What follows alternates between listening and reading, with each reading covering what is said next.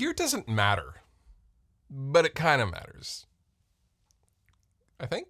Whenever something new, big, and shiny comes out in the guitar gear world, be it a new pickup thing or a new processor thing, like, the neural DSP Quad Cortex, I am always flooded with emails and messages and DMs asking if that new thing is better than whatever thing they currently have. And predominantly, I would say this is younger players, but I think my answer to them generally applies to possibly everybody. But to illustrate this point, we have to leave here and we have to go. So let's go ahead and do that.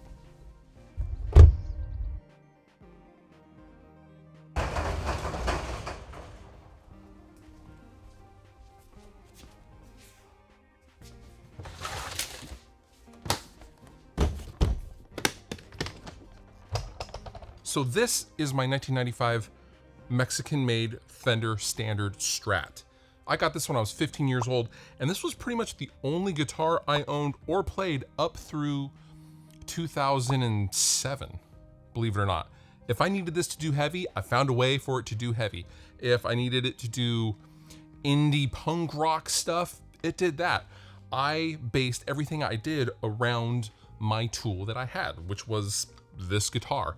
It has been so played and abused and sweated on. This is like the second or third neck on this body because I would wear out the frets and I couldn't afford a fret job and etc., etc. But this was the only thing I knew for over a decade. And over that amount of time, I don't ever recall being unhappy with this guitar's abilities. I never lusted after like a Gibson Les Paul or anything like that. That never occurred to me because I could never afford that kind of a thing because this guitar was sufficient. Okay, so I know what you're thinking at this point. Also, I stopped at Starbucks because I love me some matcha green tea lattes. Sorry. Anyway, I know what you're thinking at this point in the video, but I know you're typing. You're typing something to the effect of, well, yeah, of course you'll say gear doesn't matter, Mr. Gear Amps and, Mr. all of these things. And you would be right. Who am I to tell you gear doesn't matter when I am literally surrounded with gear? I wasn't always surrounded by gear. I've worked for this stuff over 20 years. But once upon a time, I was a young person. I was also very, very broke, and I've been homeless. Through all of that, gear didn't really matter.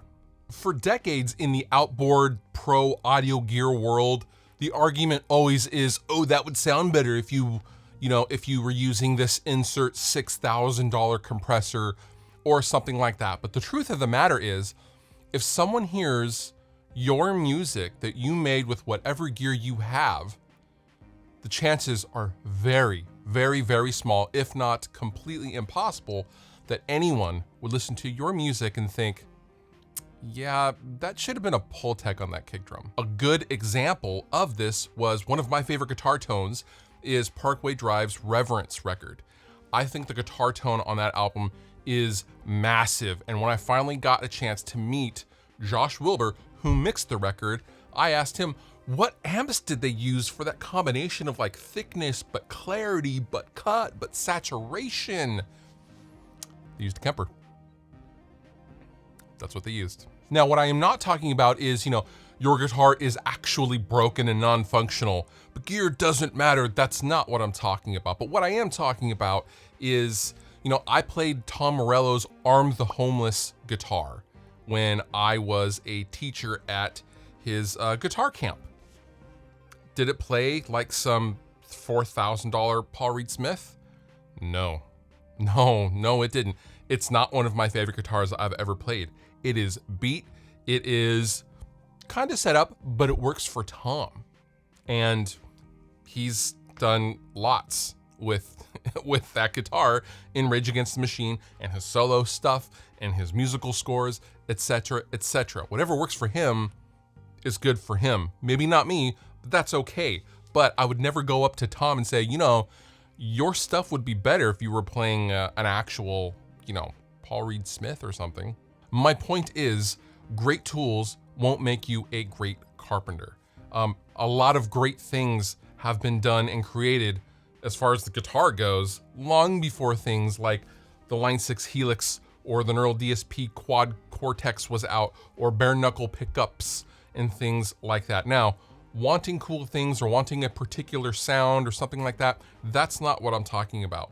You younger players looking to get the new shiny because you think it will make you, improve in some way, shape, or form, that's not the case, unfortunately. Write better songs, practice more, and then maybe get the thing that, you maybe want. But don't put pressure on yourself to get the new piece of physical hardware thinking that it's going to improve your tone. Gear doesn't matter. Sometimes it can, but most of the time, it probably doesn't. You just need to practice more. Bluff out. If you liked the video you just watched, please consider subscribing. And if you want to further support me and what I do, consider using some of the affiliate links down below in the description of this video. Go on over to Sweetwater, buy yourself something, and help me out at the same time. It's a win-win for both of us.